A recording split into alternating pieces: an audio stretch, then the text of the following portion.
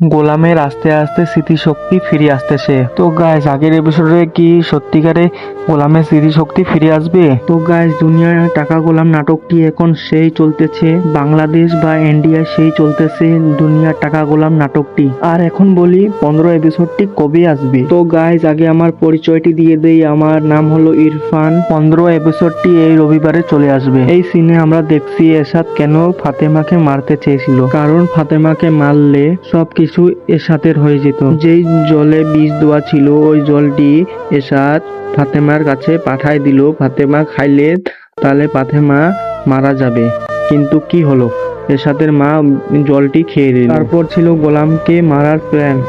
আর দাউদ খানের কাছে যাই, আমি গোলামের লাশ এনে দিব, আপনি আমাকে বাংলাদেশের কিং বানায় দিন। তারপর দাউদ খান বলল, ঠিক আছে, তোর আশাটি পূরণ হয়ে যাবে, কিন্তু তুই কাজটি কর। তো বন্ধুরা, এরশাদ কি এই কাজটি করতে পারবে? আমার আইডিয়া বলে গোলাম যখন মাথায় চোট পাবে তখন গোলামের স্মৃতিশক্তি ফিরে আসবে। তো গাইজ, নতুন আপডেট ভিডিওতে আরো দেখা হচ্ছে। ধন্যবাদ।